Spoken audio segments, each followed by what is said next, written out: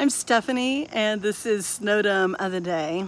I'm continuing a series of snowdomes that I call Same But Different.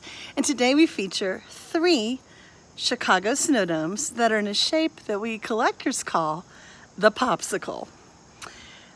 They all are of a similar or same scene, but they're different.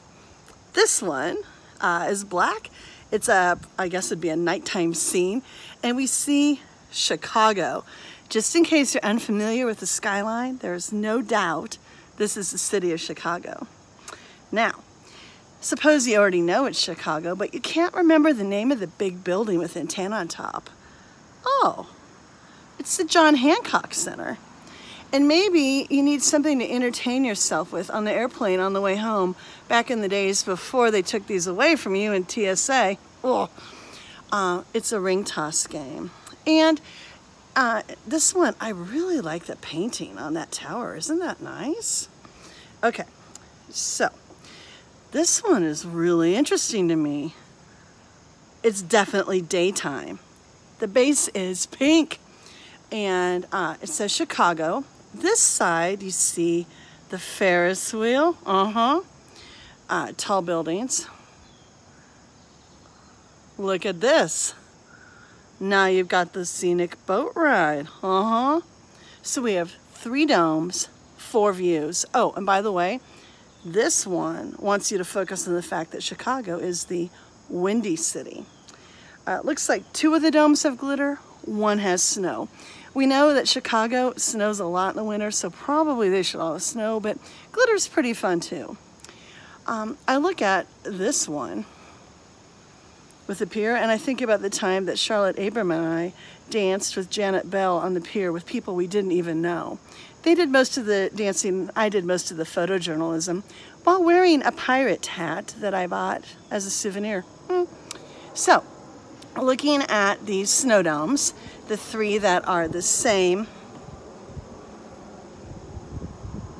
but different. You might think I was thinking about the Holy Trinity, but today I'm thinking about Scripture, how the gospel writers tell their own versions of the same story. They each have a different lens. This last week we talked about the woman who argued with Jesus and said to him, "I am not a dog, and neither is my child, and children need to be fed." And how Jesus responded, "Whoa, mercy, your daughter will be healed." I love that story, and it's told in a way that is particular to the Gospel of Matthew, because Matthew was interested in the idea that Jesus was for all people, not just for a particular flock, as is stated in that scripture.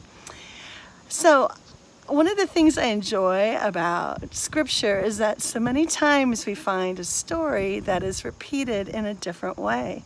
It's the same story, but a little bit different, which gives us insight into the person telling the story, but also allows us to think through how we would tell the story. What is our understanding of how God works in the world? How is it that we would articulate God's work in the world? So I'm starting off the week on a Monday encouraged that there are many, many versions of God's story to tell, to share with each other.